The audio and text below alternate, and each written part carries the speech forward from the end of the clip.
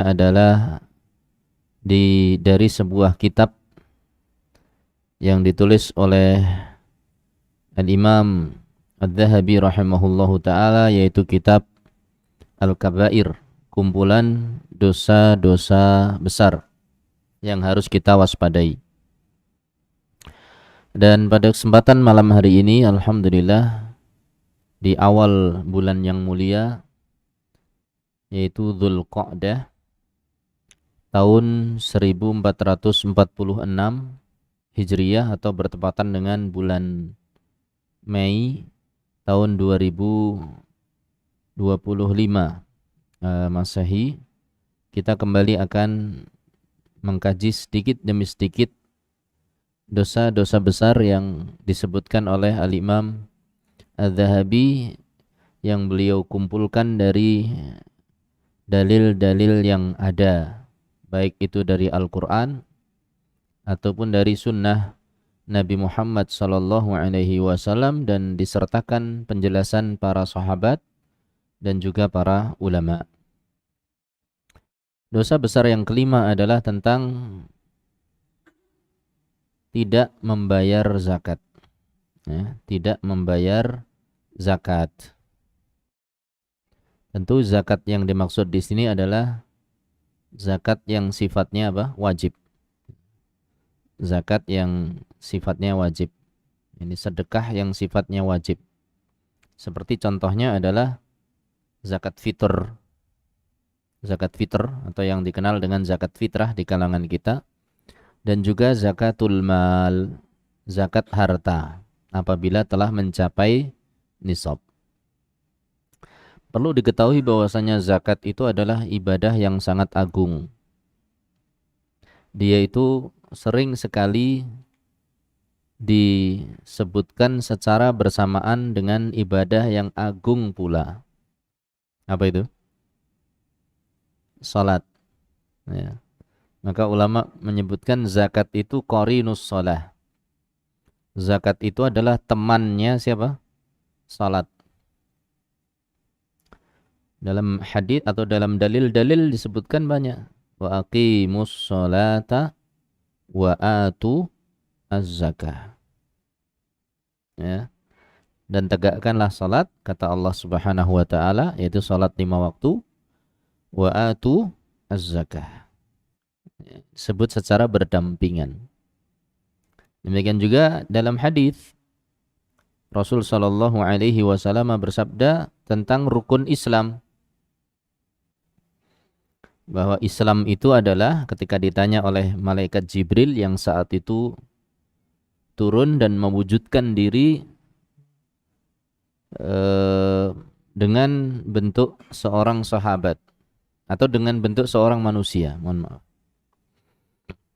yang sangat rapi bajunya, sangat rapi, sangat bersih dan rapi rambutnya.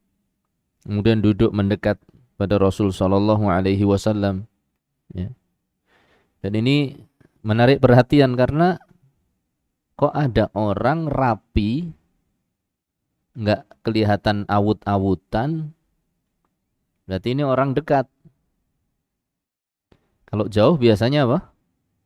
Rambutnya kacau balau. Ya. Kalau kita naik motor sedikit saja, bajunya bau apa? Bau asap. Nah, bau knalpot. Ini enggak. Penampilannya bersih, rambutnya rapi, tapi kok enggak ada yang kenal. Hadis Jibril. Kemudian di antara yang ditanyakan adalah al-Islam, tentang rukun Islam. Maka Rasul sallallahu alaihi wasallam bersabda, al-Islamu an tashhada an la ilaha illallah wa anna Muhammadan Rasulullah. Islam itu adalah yang pertama mengucapkan 2 kalimat syahadat. Yang kedua adalah wa iqami as-salah, dan menegakkan salat. Tahukah Anda apa yang ketiga? Wa ita'i az-zakah, dan menunaikan zakat. Demikian juga Abu Bakar radhiyallahu taala anhu, ketika sepeninggal Rasulullah sallallahu alaihi wasallam, banyak di antara masyarakat saat itu dari suku-suku yang jauh dari kota Madinah, mereka tidak mau membayar zakat. Sehingga terjadi perselisihan antara Abu Bakar radhiyallahu taala anhu dan juga sahabat yang mulia Umar bin Khattab. Apakah yang tidak membayar zakat diperangi atau tidak? Umar bin Khattab yang biasanya tegas seperti yang terjadi dalam perang Badar dan juga kondisi-kondisi yang lain, saat itu Umar bin Khattab memandang bahwa tidak perlu diperangi. Ya, karena mereka masih sholat, masih muslim. Tapi apa kata Abu Bakar? Wallahi la uqatilanna man faraqa baina salati waz zakah. Demi Allah, aku akan perangi orang yang memisahkan antara sholat dan zakat. Jadi sholat dan zakat memang apa? Teman dekat. Tidak bisa dipisahkan. Maka bahaya ini orang yang tidak mau sholat atau tidak mau zakat. Atau kedua-duanya. Yo ra sholat, yo ra zakat. Ini bahaya. Maka zakat itu adalah sebuah ibadah yang sangat besar, kewajiban Islam yang sangat besar. Menahan zakat juga adalah sebuah kesalahan yang sangat besar. Orang yang menahan zakat terbagi menjadi dua. Yang pertama adalah menahan zakat karena menganggap zakat itu tidak wajib. Ya. Tidak mau bayar zakat karena menganggap zakat itu tidak wajib. Berkeyakinan bahwasanya zakat tidak wajib. Maka orang yang semacam ini, yang meyakini bahwa zakat itu tidak wajib, atau dengan kata lain mengingkari bahwa zakat itu adalah apa? Wajib, orang ini adalah kafir. Keluar dari agama Islam karena mengingkari sebuah kewajiban Islam. Seperti yang kita bahas, orang yang mengingkari wajibnya sholat. Walaupun jamaah tiap hari. Tapi dia mengatakan sholat tidak wajib. Na'udzubillah min dzalik. Maka orang itu kafir. Ya. Lalu sholatnya apa? Ya ikut-ikutan saja, pura-pura. Ben rada diomongan uwong. Biar tidak jadi apa bahan pembicaraan. Tapi dalam hati, kalau orang itu meyakini sholat tidak wajib, atau dengan kata lain mengingkari kewajiban sholat, maka kafir. Na'udzubillah min dzalik. Ini jenis pertama. Orang tidak membayar zakat karena mengingkari wajibnya apa? Zakat. Kufar. Keluar dari agama Islam. Yang kedua siapa? Orang yang tidak membayar zakat karena apa? Bakhil. Cetil, apalagi pelit, ya, pedit. Nek carane Gunung Kidul, ya, dan yang lain-lain pokoknya. Ya takut kalau apa? Hartanya berkurang. Sampai saya baca di sebuah buku, kalau dalam kejadian masalah sedekah, itu ada orang sedekah ya bukan zakat. Ada orang tipenya itu tidak mau uang yang di tangannya itu berkurang. Sehingga kalau membayar mending lewat transfer. Enggak kelihatan ya kan. Tapi yang di tangan tidak boleh berkurang, tidak mau. Apalagi sekarang ada Q ya. QRIS. Enak sekali QRIS. Bayar orang metu duit. Saya kemarin mampir ke sebuah tempat, mau bayar, ada orang di depan saya pakai QRIS saja. Tinggal ceklik. Jadi sudah. Kata saya sebetulnya mau pakai itu. Enggak keluar uang, enak. Iya ya Pak ya, tinggal difoto sudah. Iya, kalau saya kan harus keluar uang sebenarnya. Sebetulnya kan sama saja teknologi ya. Guyon-guyon. Ini wah enak itu, cuma moto aja langsung pergi. Sebagian orang itu ada yang uangnya itu betul-betul nggak boleh apa? Nggak boleh berkurang. Kalau bertambah iya. Ya, simpan sudah, pokoknya yang sudah disimpan di hadapannya itu nggak boleh berkurang. Kalau mau berkurang dari tempat yang lain, yaitu dari rekening, dari apa, silahkan. Tapi yang di depannya nggak berkurang. Sampai seperti itu. Na'udzubillah min dzalik. Dan ini nyata toh. Ada orang yang kemana-mana bawa kantong. Ternyata setelah meninggal, dan dia meminta-minta. Setelah meninggal, kantongnya itu isinya apa? Uang sampai lusuh. Ya, karena saking sayangnya dengan uangnya. Dihitung, tidak boleh berkurang. Ya, nah ini tipe yang kedua, waliyadzubillah, adalah orang yang sudah mencapai nisab dalam hartanya, tapi dia apa tadi? Bakhil. Atau dia muqassir. Muqassir itu artinya kurang hati-hati dengan uangnya. Dia nggak ngitung apakah hartanya sudah sampai apa? Nisab ataukah tidak. Kalaupun sudah sampai nisab, dia nggak tahu mulainya kapan sampai nisabnya itu. Jadi nggak teliti dalam apa? Dalam hartanya. Maka kalau yang diberi oleh Allah, ya, diberi oleh Allah harta yang banyak, dan kebiasaan dia itu harta biasa berkumpul banyak padanya, siap-siap untuk apa? Untuk ngitung, catat kapan kita sampai nisab.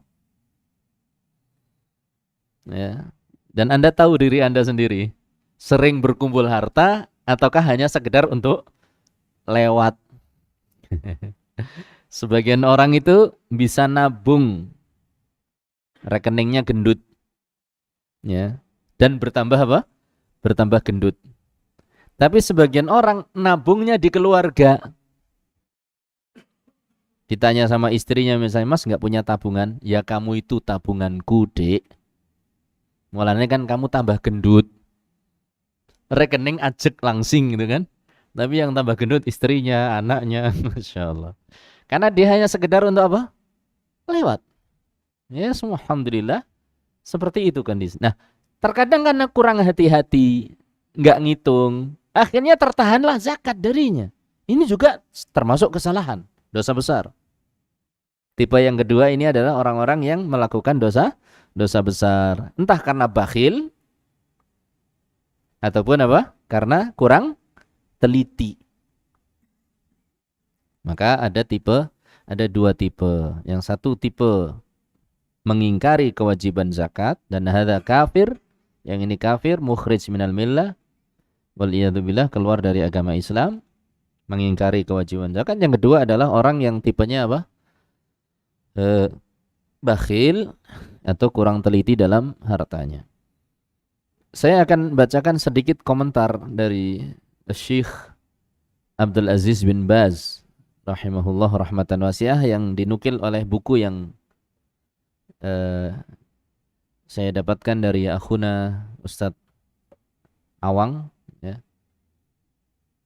Kumpulan di situ, buku itu dikumpulkan perkataan-perkataan para a'immah, para ulama, Syekh bin Baz, Syekh Utsaimin, Syekh Abdul Muhsin Al-Abbad, Syekh Nasr As-Sa'di, Syekh Albani, Syekh Fauzan, dan yang lain-lain dalam beberapa konteks pembahasan.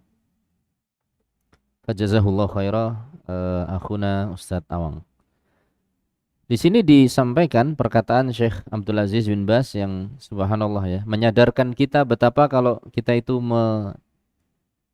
menahan zakat itu kebangetan. Apa kata Syekh hafidhuhu rahimahullah taala? Ada zakah allati aujabahallahu 'alal muslimina fi amwalihim syukran lahu subhanahu wa ta'ala ala in'amihi. Membayar zakat yang Allah wajibkan dalam harta mereka, dalam harta kaum muslimin, adalah untuk bentuk terima kasih kita kepada Allah, ya. Adalah bentuk rasa syukur kita kepada Allah. Ini yang pertama. Jadi tujuan zakat adalah satu, atau di antara hikmah zakat adalah satu, bersyukur kepada Allah. Yang kedua, wa muwasatun li ikhwanihimul mahawij. Yang kedua adalah membantu saudara-saudara mereka yang membutuhkan. Ya, membantu saudara-saudara mereka yang membutuhkan. Ini diantara hikmah membayar zakat.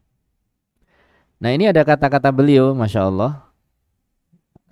Kata Syekh bin Baz, wa huwa subhanahu a'tal katsira wa lam yatlub illal qalila. Allah itu sudah memberi sangat banyak dan meminta dari kita hanya sedikit. Ya. Zakat biasanya berapa persen? 2,5%. Ya, taruhlah 2,5% itu ya, zakat mal. Kalau dari 1 juta keluarnya berapa? Dalam 5? 25.000. Banyak atau sedikit? Panjenengan dapat uang 1 juta, kemudian diwajibkan mengeluarkan 25. Banyak atau sedikit? Sedikit.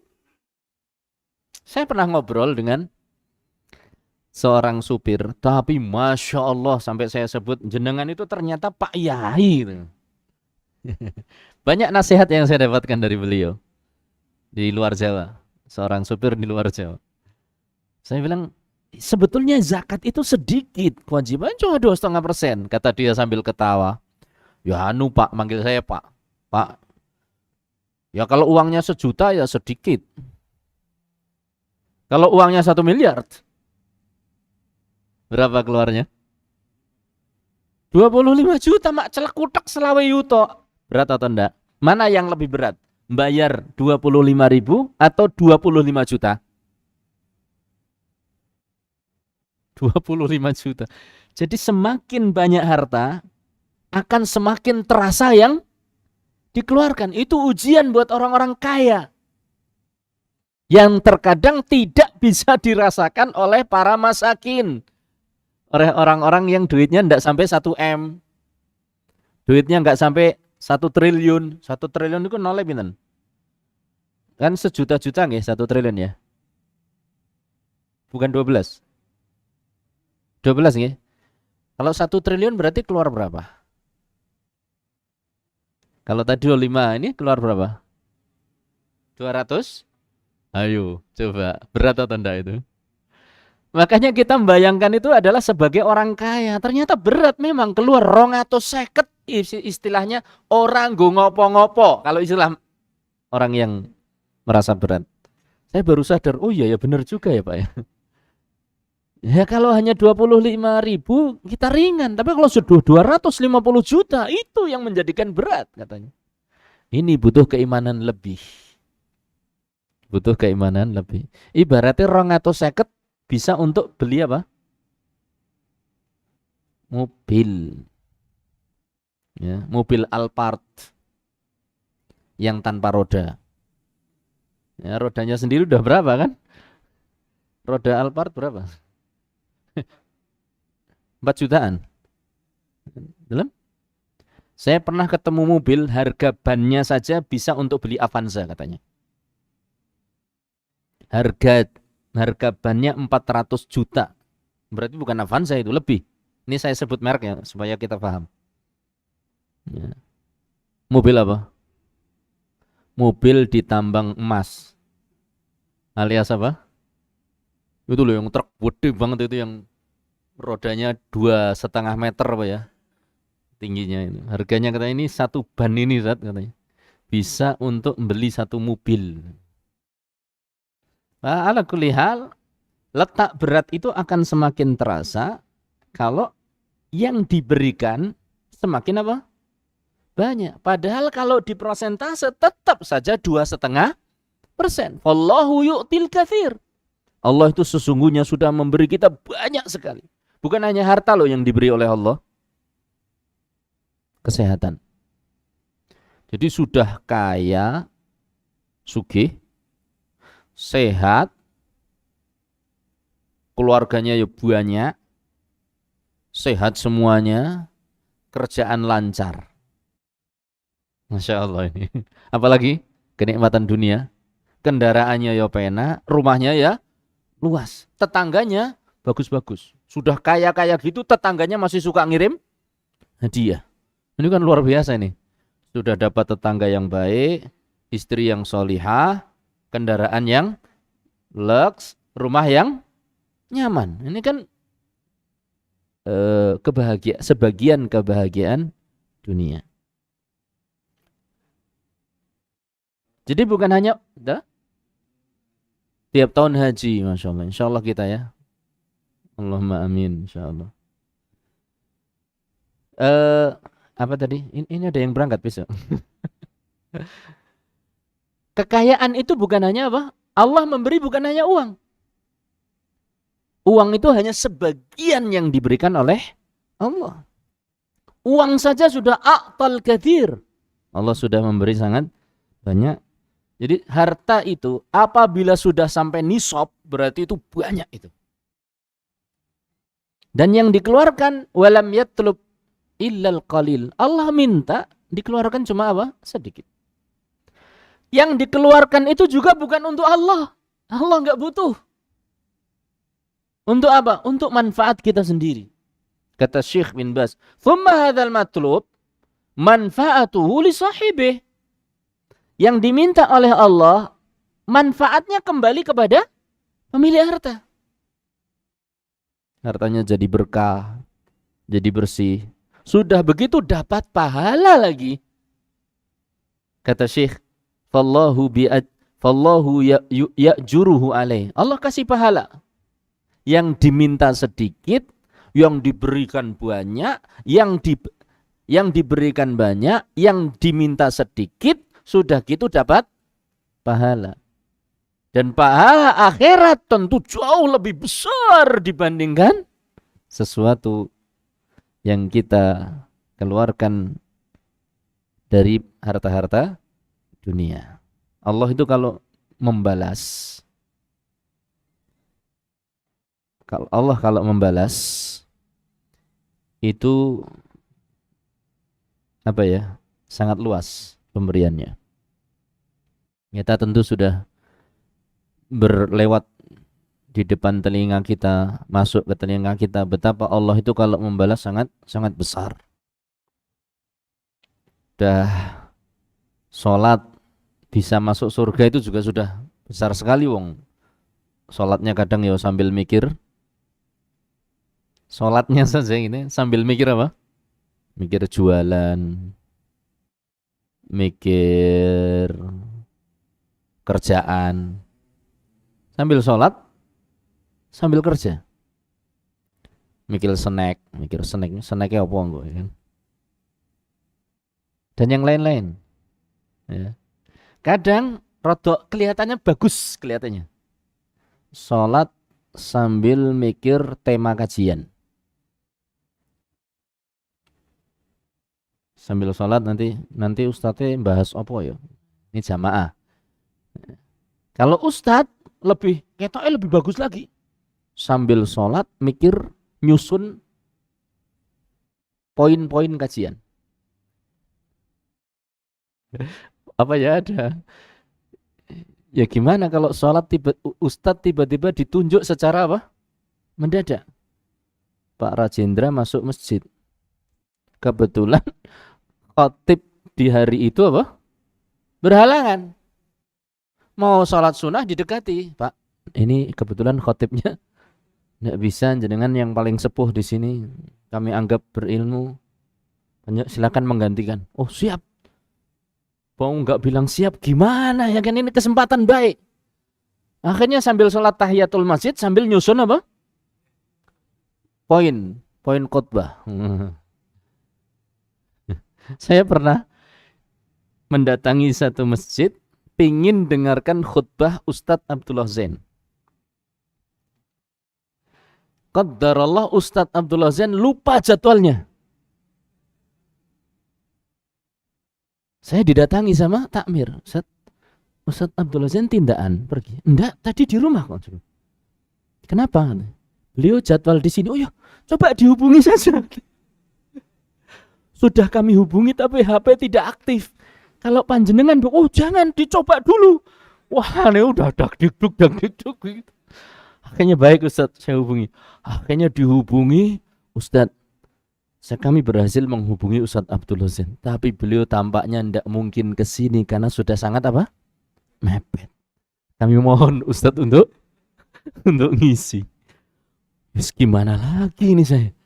Akhirnya disalami sama Assalamualaikum, Waalaikumsalam warahmatullahi Waalaikumsalam. Jadi enggak fokus.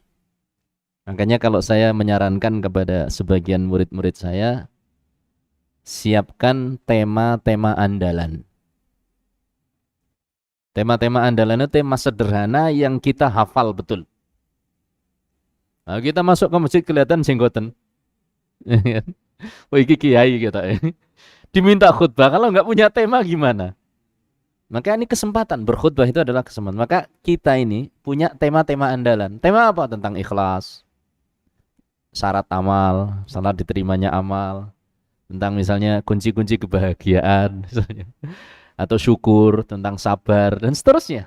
Nah, ini tema-tema andalan yang kalau Ustadz kami, Ustadz Afifi menyarankan bahwa seorang dai paling tidak menghafal 1-2 dalil berkaitan dengan sebuah tema.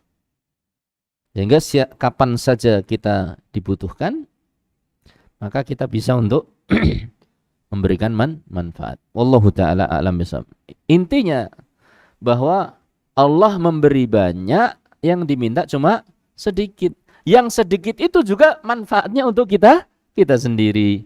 Allahu ya'juru alaihi wa yukhlifuhu alaihi. Dan Allah akan ganti. Wa huwa subhanahu ghinan an ta'atil ibad. Allah itu maha kaya, tidak butuh pada ketaatan hambanya. Kata Allah Ta'ala, disebutkan oleh Syekh bin Baz, man amila salihan falinasih. Barang siapa yang berbuat amal soleh, maka untuk siapa? Falinafsihi. Wa man asa'a fa'alaiha. Dan yang berbuat buruk pun akan dia rasakan sendiri. Kemudian juga Allah Subhanahu wa taala berfirman, "Wa ma anfaqtum min syai'in." Apapun yang kalian infakkan, fahuwa yukhlifuh. Allah pasti akan mengganti. Subhanallah. Allah pasti akan mengganti. Kemudian kata Allah, "Wa huwa khairur raziqin." Allah itu adalah sebaik-baik pemberi rezeki. Ini janji Allah. Kadang kita ngasih nafkah keluarga aja ditunda-tunda. Ngapain? Kalau memang mampu segera. Nggak usah ditunda-tunda. Kalau kita ingin berinfak, infak. Sambil mengingat-ingat ini. Wa ma anfaqtum min syai'in, apapun yang kalian infakkan, fahuwa yukhlifuh. Allah pasti akan mengganti. Wa huwa khairur raziqin. Allah adalah sebaik-baik pemberi rezeki. Begitu diantara perkataan siapa? Syekh Abdul Aziz bin Baz rahimahullahu rahmatan wasi'ah. Baik. Ini tentang pentingnya apa? Zakat. Kita masuk pada pembahasan menahan zakat yang sudah kita dahului tadi. Tidak mau membayar zakat. Timbul pertanyaan. Kalau tidak mau membayar zakat, itu untung apa rugi toh? Rugi. Rugi apa untung? Tinggal bagaimana orang itu cara pandang toh? Ada orang yang memandangnya secara duniawi saja. Walaupun juga pandangan ini ternyata apa? Salah, keliru. Mereka memandang, dan ini pandangan yang salah, bahwa mengeluarkan zakat akan merugikan. Karena mengurangi nominal harta. Benar atau enggak?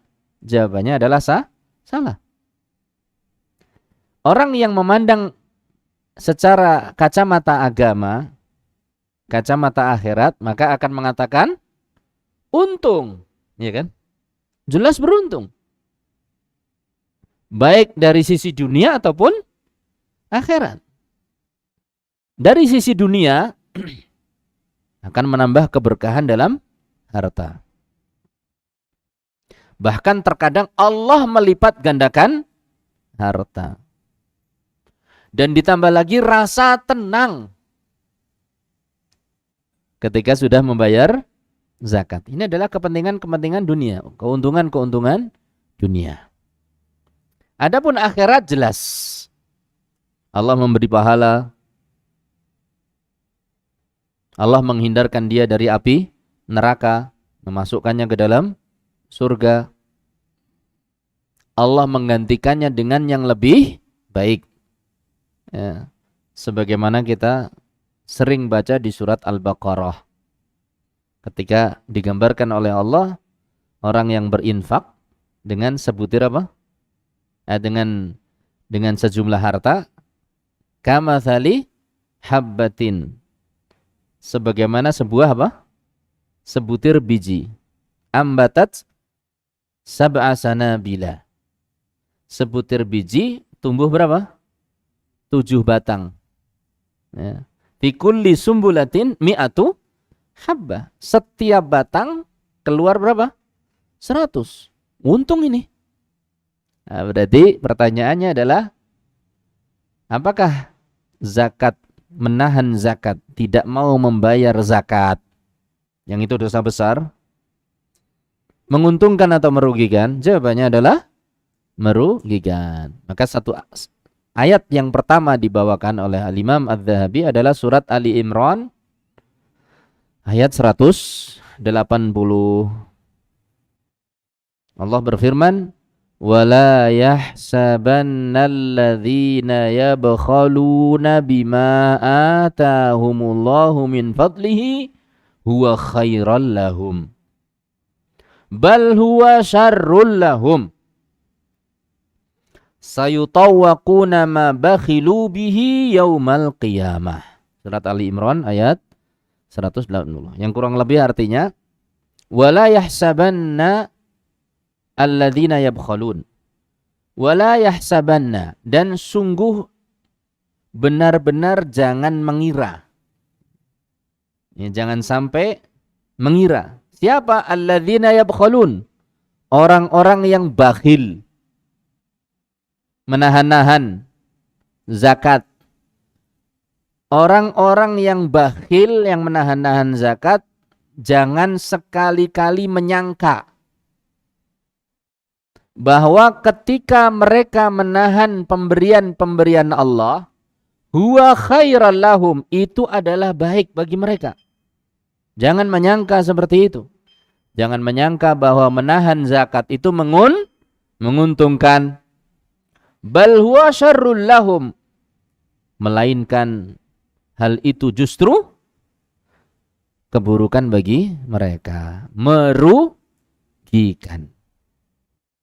Jadi di ayat ini Allah ingin mengajari pandangan hakiki, dan ini tidak semua orang bisa memandang kalau tidak diajari oleh Allah dan tidak diberi taufik oleh Allah. Pandangan hakiki itu apa? Pandangan yang sebenarnya. Yang zahirnya tampaknya menyedihkan, merugikan, padahal menguntungkan. Berkurangnya nominal harta karena zakat secara zahir merugikan, keburukan. Padahal itulah hakikat kebaikan. Atau kita balik, bahwa jangan kita mengira berkurangnya nominal harta adalah sebuah, atau jangan kita mengira tetapnya nominal harta padahal harusnya diinfakkan, ditahan infaknya, jangan dikira itu adalah kebaikan. Bahkan sesungguhnya itu adalah keburukan. Apa di antara bentuk keburukan yang akan diterima oleh orang yang menahan zakat, tidak mau membayar zakat? Di ayat selanjutnya, sayutawwaquna ma bakhilu bihi yaumal qiyamah.